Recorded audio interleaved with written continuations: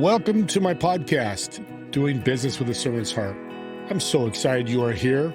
You'll hear some incredible stories about how people are serving around the world, how they overcame a struggle, how they serve. These shows will give you an edge in business and your personal life. I believe serving over sales will help you grow in so many ways. And now, about our incredible sponsor, Info. Info is a web app that puts your business on people's cell phones when you meet people online or in person. They can engage with your business or send out referrals with a button click, 24 hours a day, 7 days a week. The power of business is connecting with more people. Remember, your network is your net worth. Info will do this for you. I would love to help spread the word about these shows, so please subscribe to this podcast and find us on all your podcast platforms. Please share with anyone you know who could benefit from our shows. Please enjoy the show. Welcome, everybody, to Doing Business with a Servant's Heart. And we have another episode of another servant. And now this gentleman I met a few weeks ago. He's a better servant than me. And I serve a lot, but he really focuses on helping people, bringing value. And I can't wait to get this show started so you can learn all about Hamza. Hamza, welcome to the show. Oh man, Steve, I am speaking with the Godfather himself. I mean, I see what you do. In the pre-call, you were just connecting me left, right, and center with your network. And I immediately thought of that scene from The Godfather. It goes like, someday, and that day may never come, I'll call upon you to do a service for me. But until that day, accept this referral. And you, man, I am indebted to you. You've already connected me with like 4 people in your network. I'm expecting a barrage of emails after this. Holy smokes, Steve, I'm here. I'm here with you, man. This is so cool. Thank you. That's so awesome. It's one of my favorite movies, being Italian too. And there you go. My dad's side Italian. And I love, great impression, by the way. I've only watched that movie probably 70 times. Yeah, that's why I understood your accent was perfect. Well, let's start in somewhat the beginning. All right. Why are you doing what you're doing? What got you going? Ooh, you know what? I recently wrote about this, and I think had you asked me this question 2 weeks ago, I would have spent the entire podcast trying to revisit that journey that brought me here. But I think I can now sum it up in the following idea. I've been trying to find my place in the world. I've been trying to find my place in a volatile, uncertain, complex, and ambiguous world. And I've encountered so much resistance, and it's only through family, friends, mentors, colleagues, educators, and people behaving and acting through, I should say, a servant mindset, leading with a servant's heart, that I've been able to enjoy the life that I currently enjoy. So I'm in a rush right now to try and breathe that spirit back into the universe, to pay it forward, and to help as many people find their place in a increasingly volatile, uncertain, complex, ambiguous, brittle, anxious, nonlinear, and incomprehensible world, sir. Love that you said that, because I know people in the audience are hearing that going, I'm in that mode right now. That's where I'm at. And you give them hope. Well, Steve, it's interesting, right? I in the pre-call, I said to you that you exemplify that Zig Ziglar quote. And I think I'm going to get this wrong. See, I can memorize Don Corleone quotes, but I forget Zig Ziglar quotes. He said something to the effect of, you can have everything you want if you help enough people get what they want. That's the gist of it. And the whole idea is just provide value, be of service, grant favors, just go out of your way to help as many people as possible, even though it seems counterproductively that you're going to lose in the process. But if you believe in karma, or if you just believe in the dynamics of the universe and things are deterministic, that energy will find its way back around into your life. And this has been true for my entire career. I'm celebrating 10 years of delivering keynote speeches. As of March 14th, it would have been 10 years from the first speech that I did into the most recent speech that I did. And I promise you that I have done more pro bono gigs. I have spent more time helping people, doing small engagements, sometimes for an audience of 2, than I have been enjoying this career, being signed to Speaker Spotlight and earning the money that I'm earning, traveling the world in the way that I'm traveling, and speaking to these marquee clients.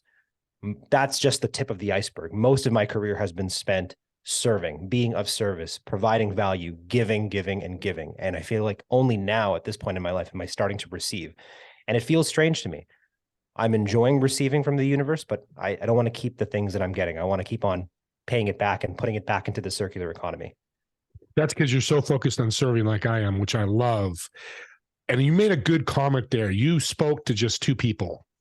Yeah. The best talk I've ever done, by the way. There you go. Because you know what? We so focused on results and what's happening. Those 2 people could have been affected more than you had 200 or 2,000 listening to. And you would do that. And I want people to understand that you can serve the little or you can serve the many. It's still serving. Correct? 100%. And there's this quote from Seneca who said, the shortest path to wealth is the contempt of wealth. And I think that this can be applied to any kind of metric, whether you're talking about money, views, audience, whatever the case may be. I have never said no to any speaking or podcast opportunity. I remember I did a podcast once with a guy in India who had 1 subscriber on YouTube. And I gave him the same quality podcast that I'm hopefully bringing to your very large and engaged audience as I would to any audience. If I'm on Joe Rogan, it doesn't matter. If I'm on Steve's show, if I'm on Buddy's podcast, I'm the same, because I don't actually see these metrics. I don't care about them. They're not important to me. What's important is ultimately the qualitative effect that I have on the other person. And I take the work that I do very seriously. It doesn't matter if there's 2 people in the audience or there's, 20,000 in the audience. Everybody who is there is gifting me their time. They're gifting me their attention. They're opening up their mind and their hearts to me. And so I feel like I have a obligation in that moment to be of service. Yeah, no, and I love that. I've talked to people that have done workshops with nobody there. They still went through them. Of course, you have to, man. It's your time, practice, and all that comes with that. Serving. How'd you build the serving muscle? I call it the serving muscle. It's a skill you got to learn. How did you build it? I'm very lucky. You do it so well, by the way. I appreciate that. And I'm very lucky. I think it's a twin experiences. Number one, being raised by my mom and my dad, Mustafa and Aisha Khan. If I stand tall, it's because I'm on the shoulders of 2 5-foot giants. These are the most selfless people on the planet. I mean, truly, I could cry thinking about the sacrifices that they made for my sister and I. They put their entire life, they put their lives, I should say, joint lives as a couple, but also individually as a man and a woman on pause to be of service to me and my sister. Their entire life was dedicated after they conceived my sister and I to helping us grow. And I think about this all the time. I don't have kids yet, but should the day come where, my partner and I, we have our kids or we adopt kids, whatever the case may be, I'll need to switch my mindset and truly put my servant leadership, put my servant's heart to the test. Because if I'm doing things for myself at that point, when I have kids, I'm being selfish. Everything I need to be doing is for them. So I got to witness, I guess, through courtside seats, what it looks like to be a servant in your most private moments. And so I got to see all of the benefits that came to my parents in the form of respect, admiration, the circular economy that I alluded to, all the favors they were able to accumulate in their life, the network they were able to fall back on during hard times, that only came from adopting a servant's disposition, just being in a constant state of giving. So that was that. And then I was also raised in an Abrahamic tradition. I grew up in an Islamic household. I was raised as a Muslim, and it shares the same basic tenets as Christianity, as Judaism, and really, honestly, all of the other main religions in the world.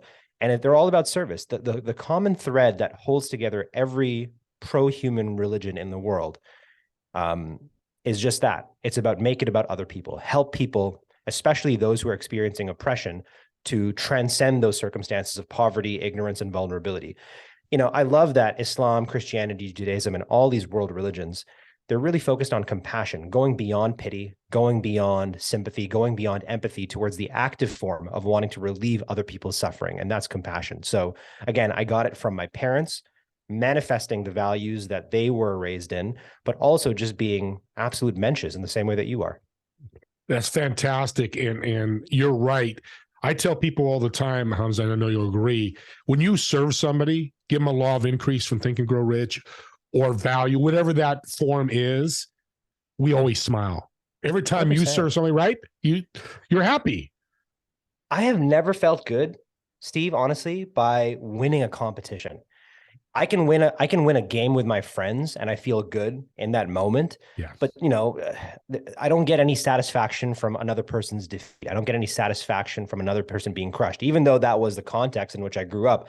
I grew up on gangster rap, essentially. That was another socializing agent in my life. 50 Cent's Get Rich or Die Trying. Very much about zero-sum games, if you will. I need to win and other people need to lose, essentially. It's that D factor of personality traits. It's maximizing individual utility while accepting, disregarding, or provoking the disutility of others. That might feel good in the moment, but you've still unbalanced an equation. Yeah. And that equation is going to come back to you at some point in the future, and you're going to have to pay for that, that elapsed energy, if you will. Mm-hmm.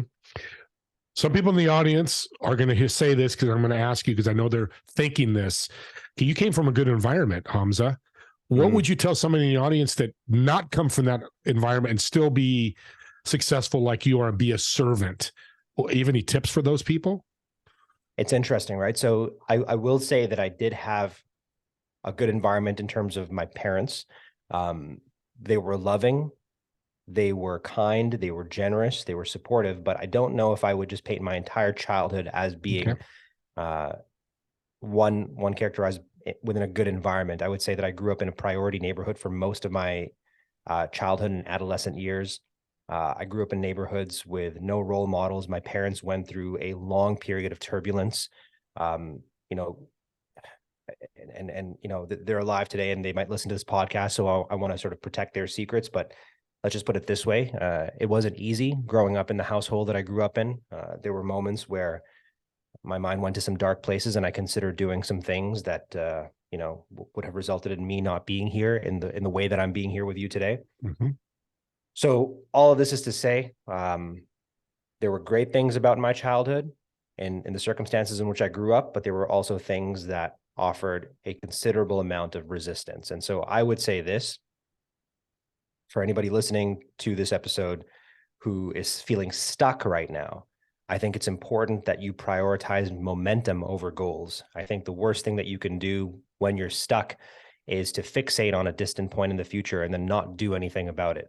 So often people are obsessed about making the right decision, and they wait, they bide their time. They think, I'm going to land this perfect job. I'm going to find the person of my dreams. And they set these lofty expectations on themselves, but their reluctance to pursue and take the first step towards achieving any form of momentum is inversely proportional to the size of the goal that they establish for themselves. So I think it's important for them to just make a decision. It doesn't have to be the right decision. You can make a decision and then make it right. You know what I mean? Indecisiveness, Hamza, is epidemic in this world. I mean, absolutely. You probably haven't. I've run into so many people. Let me get back to you. I'm not sure. And they take months, weeks and months to make decisions. And fear has brought that in. At the time we're recording this, the banks, we have an issue with the banks is right down, another fear that's going to cause indecisiveness. And you're so right. You've dropped a ton of knowledge so far. This has been so great. And you ask great questions, sir. You get the best out of me, man. Thank you. Let's shout out your contact info, how people can connect with you if they have that desire. Yeah, I've consolidated everything for people. It's at hamzakhan.ca. That's HAMZAKHAN.ca. And for your Canadian listeners, that would be HAMZAKHAN.ca. Thank you for clarifying. There you go. You got a worldwide audience, man. Exactly. He works everybody. I love it. Well, let's talk about, you're an author. Yes, and sir. I'm excited. And you're so passionate about, I was going to ask you about your, books that you like. Let's talk about your book, because you know better than anything. It's interesting. You talked about, we've covered a lot of ground over here, and you really got me thinking about why I have this desire today to help people thrive through periods of change. And I think it's because so much of my early life was spent waiting for change to happen to me. And I was just being reactive. I was in a neighborhood that I didn't want to be in. I was in a family structure that felt oppressive at times. I was in relationships that bogged me down. I was in jobs where I felt neglected, in workplaces that were dehumanizing. And I was just waiting, and I was reactive to the changing world around me. But the world around me, as you know, and I think you mentioned the banks over here, evidence of a world in which we have aging systems, persistent disruption, asymmetry, polarization, and trust diminishment. The only constant about our world in 2023, and this will certainly be true for at least the next decade, I would say, minimum, the only constant about this world is constant change. And there's that old adage, do nothing and nothing will be done. Except now, if you do nothing, something will be undone. The law of entropy will take hold. And entropy is a scientific concept which explains how, if left unchecked, disorder and randomness tend to increase over time. And so parents of toddlers listening to this podcast, you know exactly what I'm talking about. If left unchecked, disorder and randomness will increase over time. And so the first book that I wrote was called The Burnout Gamble. And I was just so reactive at that point in my life, beholden to external pressures, the pressure to be perfect, efficient, progressive, satisfied, innovative. You can give yourself up to your work, but the goalpost will just keep on expanding. What's that saying? The hardest worker gets the biggest shovel. The reward for good work is more work. I worked myself to the bone. And by the end of this long stretch of working 9 a.m. to 9 p.m., 6 to 7 days a week for an entire year, I burned out in spectacular fashion. And in trying to understand what had happened to me, because I loved capitalism back then, but apparently capitalism didn't love me back. In order to understand, Steve, what happened, I had to do a deep dive into who I was and what my relationship with stress was, and understand that I had an unhealthy relationship with stress that manifested in this complete loss of energy, cynicism, and ineffectiveness at work. So my journaling process, my recovery process, I documented and made it actionable in the form of my first book, The Burnout Gamble. And then I wrote another book just at the beginning of the pandemic, during the fear months, March, April, and May of 2020, the weird sourdough baking competition months, or the time where we had the great toilet paper wars of 2020.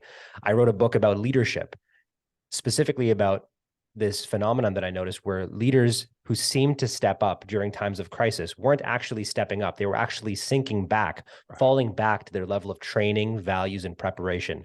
And we're now seeing that the leaders who have been able to shepherd their organizations and their people through the pandemic, who are thriving right now, I think the common denominator across all of them is that they have a servant's heart. They're putting the needs of their people first. And the leaders who've done the opposite, who put profits, who put any other priority before their people, they're not doing too well. So those are the two books that I have out in the world right now. Now, that book and that comment, which is beautiful, can happen in a family too. It's Absolutely, interesting. man. You need to be a leader as a father, leader as a mother, right? Sure. And that idea of the Leviathan, right? So, organizations are just macrocosms of the family structure. A family is a microcosm of a neighborhood. A neighborhood is a microcosm of a large company. A large company is a microcosm of a country. A country is a microcosm of the global community. So I think the dynamics are the same, no matter what the size of the organization is. And I truly believe that how you do one thing is how you do all things. And so if you are, terrible to your employees, there's also a good chance that you're terrible to your children and to your partner. And if you're wonderful to your children and your partner, there's a good chance that you're also beloved by your employees. That's a great comment, because that's the internal spirit of you. Absolutely. It's always going to come out. It's like people talk about those lottery winners or people that make a ton of money. Does it change them or doesn't change them? We always get that question. Hey, what would you do with $1 million? Yeah. Until you have it, it's really hard to answer that question. You can kind of give some insight. Right. But until you're middle of the chaos, like pandemic, or now with the economy, inflation that's going on now, that's where the true leader comes out, and the people that have survived the pandemic and the people that have not, right? Amen. Yeah, totally, man. So why did you write these books? Well, the first book was written with a sense of urgency, because I realized that we were sitting on top of a problem that had been festering for a very long time. We weren't constructively speaking about burnout. We weren't addressing that burnout was declared, or stress, its underlying problem, was declared as the health epidemic of the 21st century. And everybody was going about their business in the early, I would say 2010s at the time that I wrote it. I wrote it and started writing it in like 2014, 2015. Around that time, this toxic hustle culture was alive and well.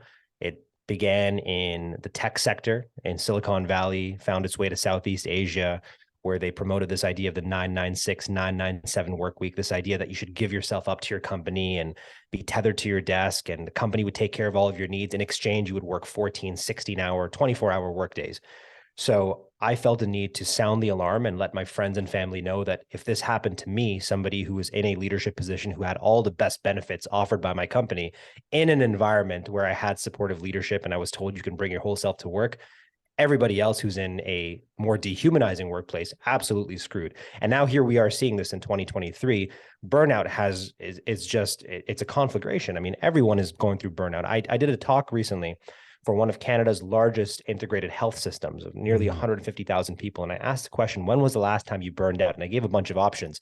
And most people reported being burned out within the last month of my asking that question, which is surreal when you think about it. Yeah.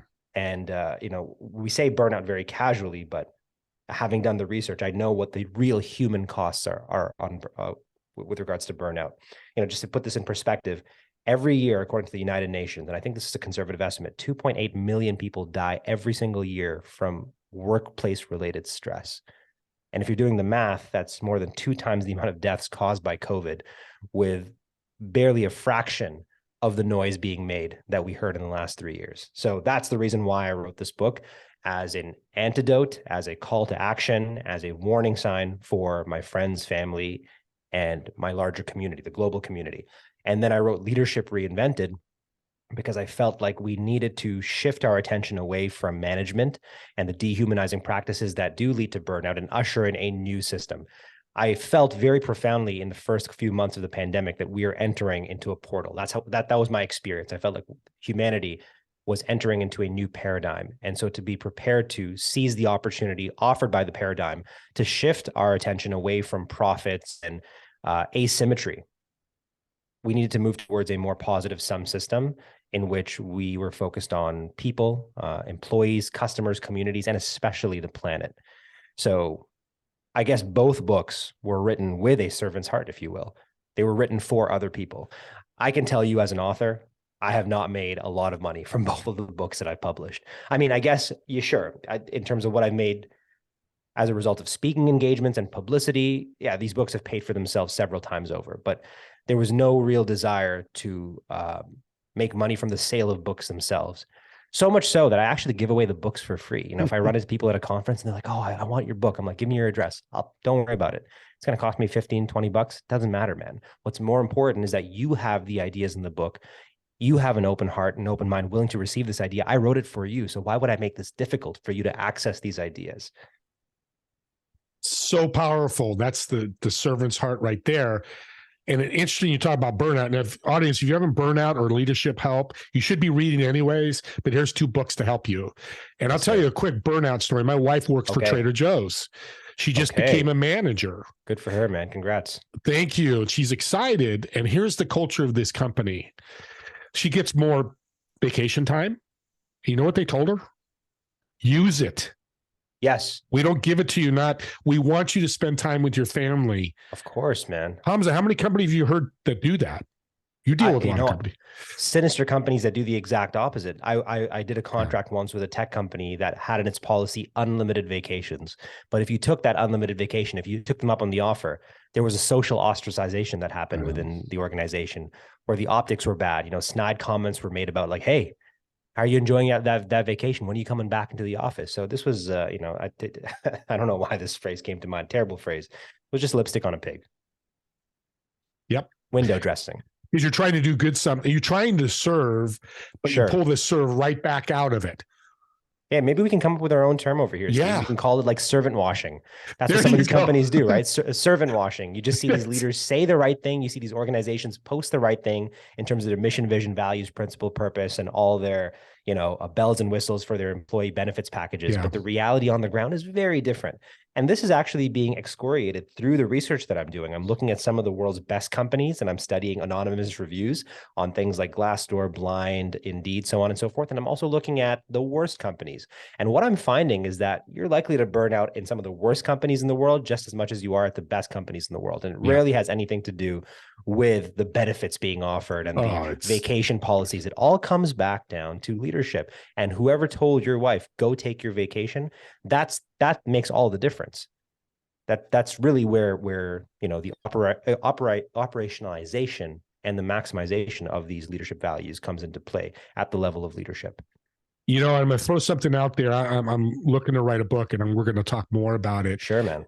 Leadership can also come from the customer side. And I want the audience to hear this. You go out to a restaurant and you complain, yell at the server.